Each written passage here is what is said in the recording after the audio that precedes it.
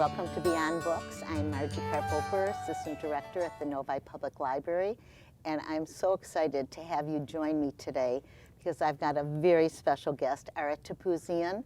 I know most of you will know Ara by face and by name because he was our former Economic Development Director for many years at the library, and that's how we got to be so friendly and great colleagues. So I'm happy you're here today. Well, thank you for having me. My pleasure. But obviously, we're not going to be talking about that today. We're going to be talking about some of the new things that Ara is involved in. Great.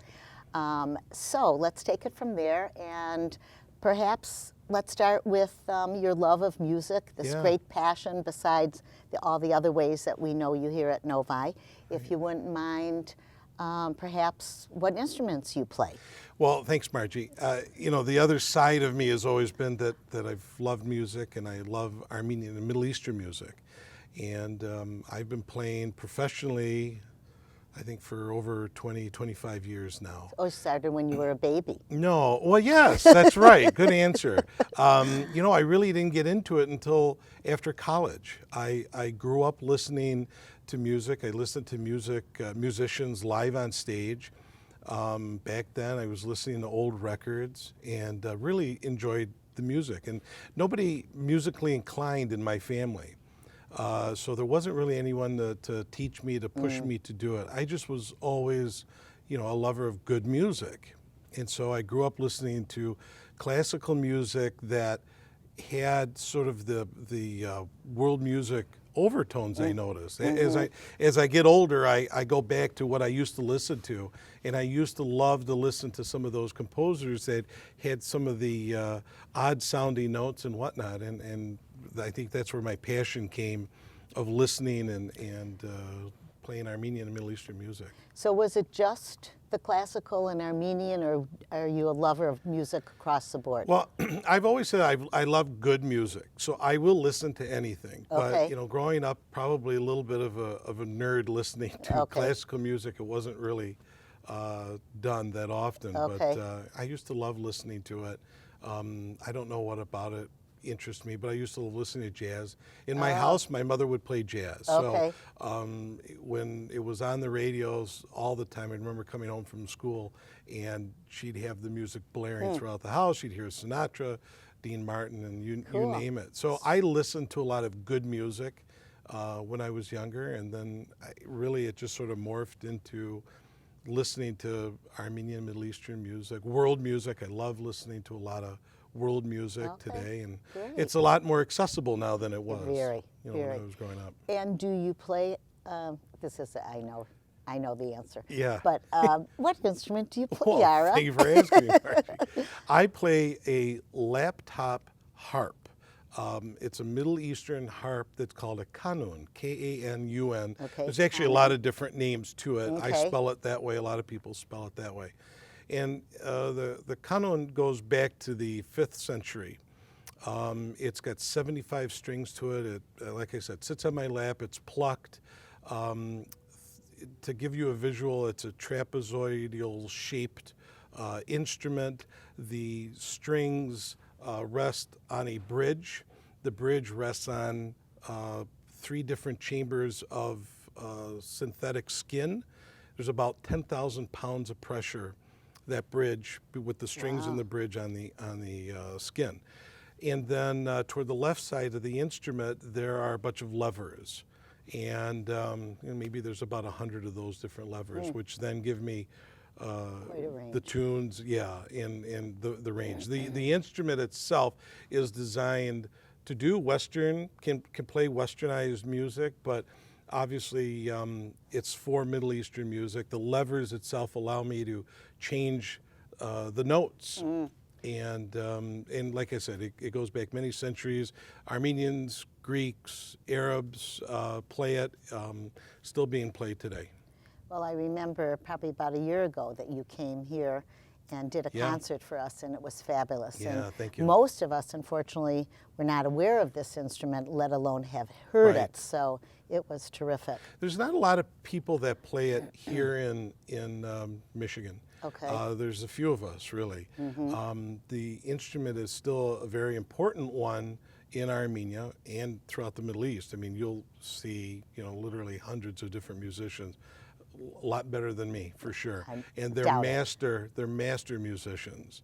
I mean, they spent their lives learning the music. I mean, it's again, when I said it's a lot more accessible now, the music, watching, the YouTube and everything else, and you see some of these kids that play the instrument, sometimes you almost want to take your instrument and throw it in the fireplace. Well, don't do that. No, I won't. So let's take that to another level. Okay. The Armenian music. Let's get into a little bit about the history, because I Sure. know that you recently were awarded this phenomenal recognition and grant. It's called the Knight Foundation Detroit Challenge. Right. So congratulations Thank you. on that. Thank you. That's wonderful for you and wonderful for us, because we will all be able to learn so much from you, and hopefully you'll be on PBS and throughout that's what I'm hoping. Yeah. Beautiful. Well, let me give you a little bit of background on it. A couple years back, I was fortunate to be one of the Kresge Artist Fellows. And from that, it gave me Kresge gave me the opportunity through organizations like Kresge and ArtServe and a lot of other art and cultural organizations in Detroit. It allowed me to do a project. And I said, well, I want to do a live concert. I want to bring some of my friends in, and I want to do a concert of Armenian music in a non-traditional sense. So Armenian music is typically heard in the church dances, the picnics, the weddings and whatnot. But here, not so often, in a non-Armenian setting. Okay.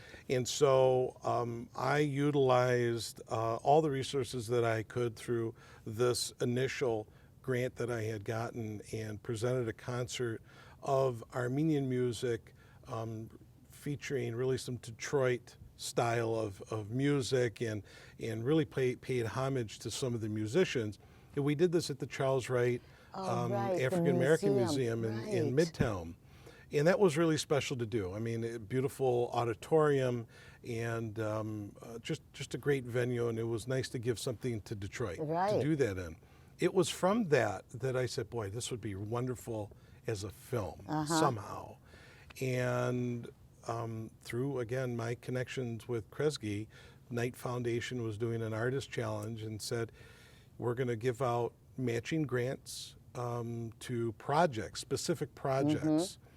The big difference between the Kresge, that one was more about me as a musician. This was, okay, Mr. Musician, give us a project. Right.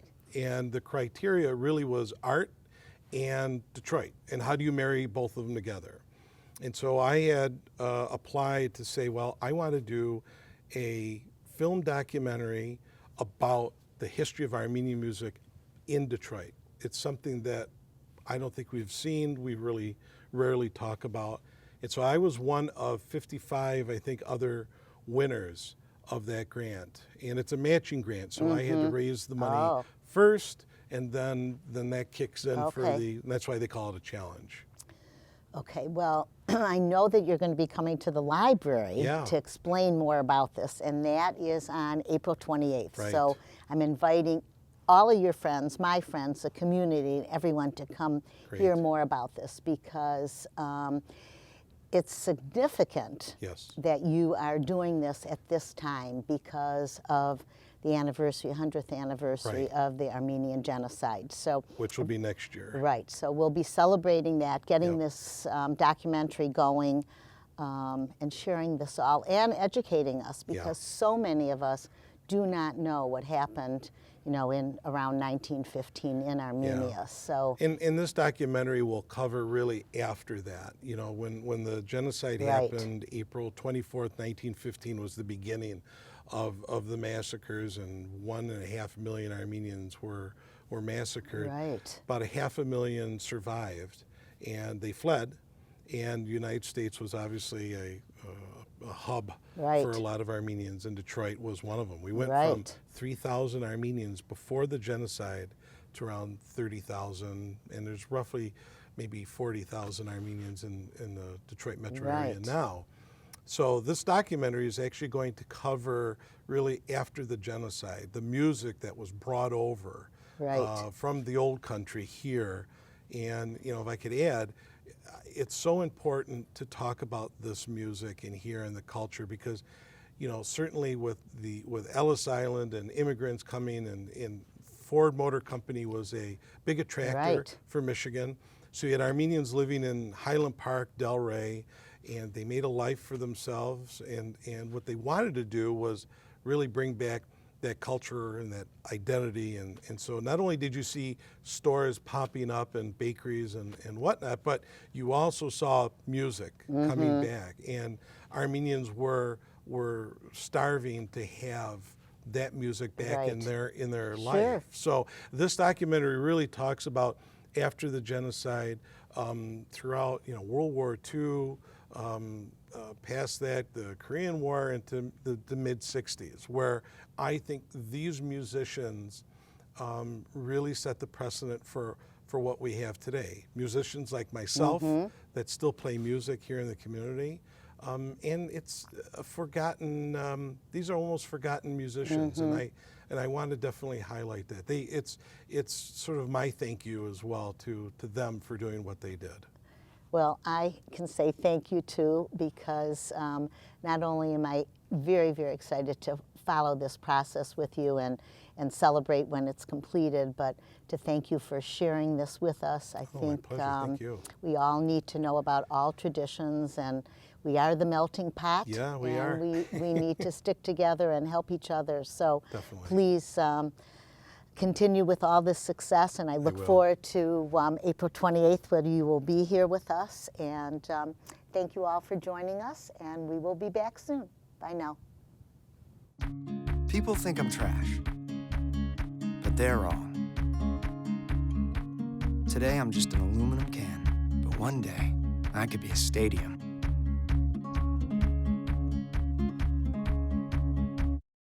Hi, welcome to Beyond Books. My name is Christina Salvatore, the Communications Coordinator here at the Novi Library.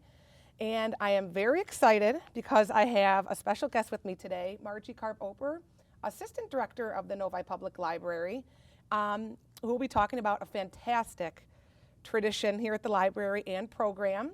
Margie, welcome. Thank you. Thank you for It's great joining to me be today. here. Thank you. Now, I'm so excited because you're going to be talking about a traditional program here at the library.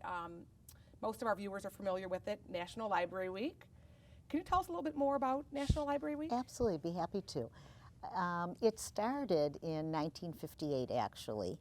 And why it started was because the television had just been introduced to the Americans, and everybody was watching television, and many librarians and the American Library Association were very concerned that people were going to stop reading. Research was showing that, and they decided to increase awareness and get people motivated. They were going to create a national holiday and call it National Library Week. So it's usually the second week in April. Okay.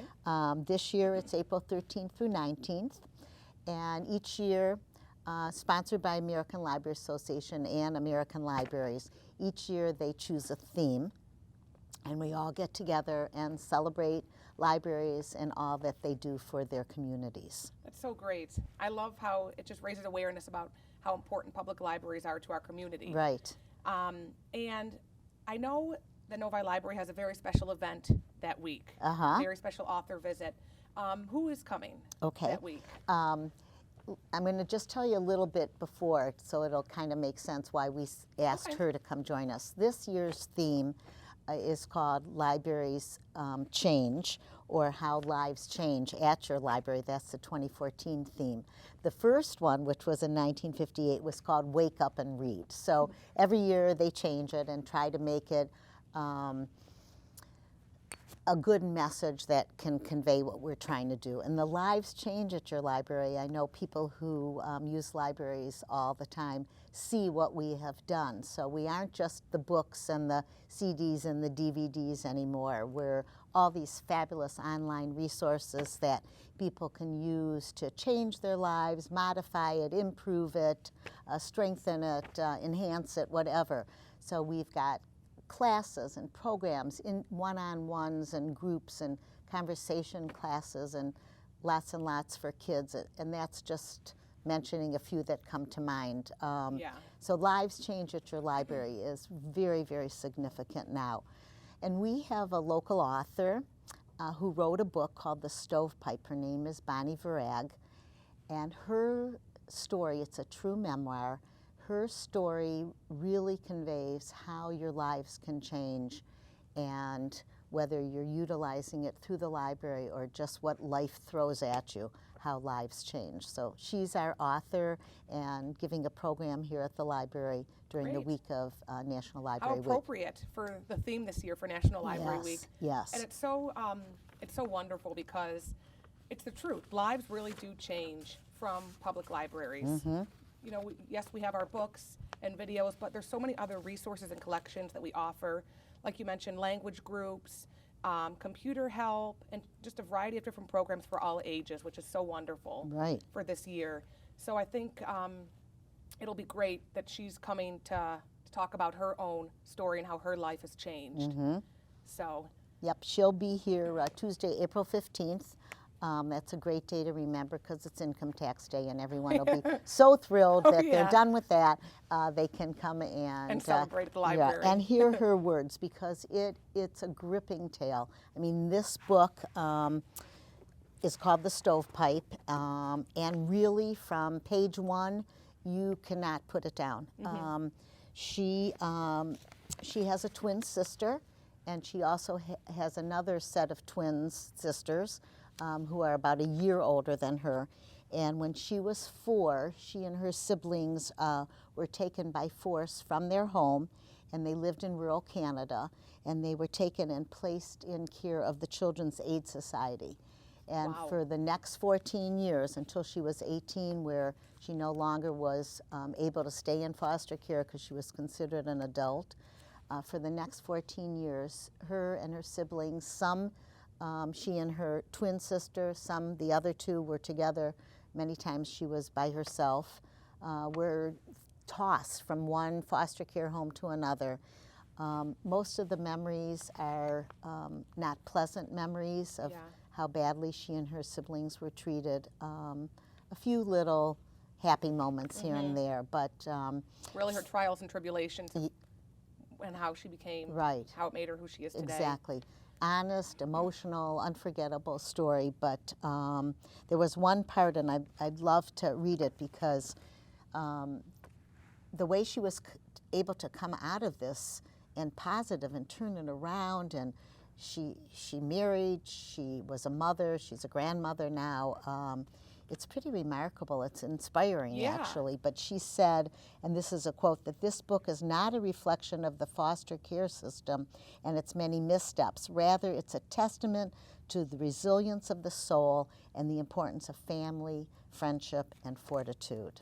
So That's amazing. Yeah, yeah. It really is. You know, it's like you said, it's inspirational. When you read that, it inspires other people, which is great. Right. That's So wonderful. she'll be here Tuesday, April 14th for honoring of National Library Week and how lives change at your library. It'll be an awesome program, I know. I can't wait. It just ties into the theme so perfectly. It's going to be wonderful. Good, good. Well, thank you so much. Anything else you want to touch on or add about the week? No, but I hope everyone will check the calendar, check the website, and see all the fantastic programs that we offer, not only during National Library Week, but all year round. And check out our resources, because they are phenomenal. They are. We offer a lot of great things. Great. Well, thank you so much. My pleasure. Have a Thank great you. day, and we'll talk soon. Okay, thanks so much. Thank you. Bye now. You're watching Beyond Books. So who's going to do what? I'll pack the dead batteries. Great.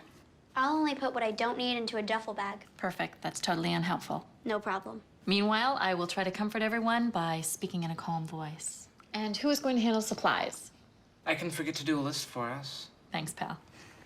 We couldn't be any less prepared. I'm proud of you guys. Talk to your kids about who to call, where to meet, what to pack. Visit ready.gov/kids for tips and information. Hi, and welcome to Beyond Books. My name is Christina Salvatore, and I am the Communications Coordinator here at the library. I have a very special guest with me today, Mary Storch, Outreach Librarian, and you're going to be talking about a wonderful program, the American Songbook, performed by the Michigan Opera Theater, that I'm very excited about. Can you tell us a little bit more about this program and when it is? Sure. It's coming up next month, April 17th. That's a Thursday from 11 a.m. to 12 noon. We have it for an hour. 2 vocalists from the Michigan Opera Theater will be here along with an accompanist, and they're going to sing a lot of the Broadway greats from composers such as Irving Berlin, Jerome Kern, George Gershwin. This is sort of an outreach program that the Michigan Opera Theater does to, they come out to schools and libraries to get people interested in music and programs that they have at the Opera Theater. I think it's going to be a lot of fun. I think it's going to be informative. They'll do some audience participation. They'll stop and talk about that era of the Broadway musical and tell us more about background of those composers. So they'll perform and it'll be a little bit educational as well. I think it's going to be very well received. We do ask that people register. They can call the library to register. They can do so online by looking at our program and events calendar. And I think we're going to sell out. I think we're going to have a lot of people interested in this one. That's great. You know, me personally, and I probably could speak for the viewers as well. I love music, any type of music I love. So I know this will be a great program and have high attendance. But I know your other programs, you usually do a series. That's right. And those have high attendance as well. How many series have you done? We've been doing this for 2 years. We call it the Morning Music Series. We have 4 music programs a year, and I always do it in the morning because I know that there's a certain population in the Novi area where they find it difficult to come into library programs in the evening. Be it you don't drive after dark, can't get a babysitter in the evening, or for folks that live at some of our senior residences, their buses don't run, the city's buses don't run at night. So this is a way to offer programming during the day. And so we do kind of target some of the senior population for that, doing it 11 to 12, it's morning, traffic's not bad. And it's perfect time. Yeah, and it's really sort of filled a real niche, and we've had great attendance at these programs. We just had the DSO come in December, their bassoon quartet came and did Motown tunes and oldies as well as some holiday tunes. It was fun. That's great. And we mix it up. We've had Irish singers. We've had trying to think, big band. We've had Dixieland. So a wide variety of different wide genres. variety. Yeah. Always fun. Always crowd pleasing music. And we couldn't do it without the generous support of our friends, though. Oh, yes. They're big sponsors for this. They are. We went to them with this idea, and they just told us to run with it, and they've just been so supportive. Whatever I need, just to run these 4 programs a year, it's been very successful, and it's because of them that they've been so supportive of this program. That's great.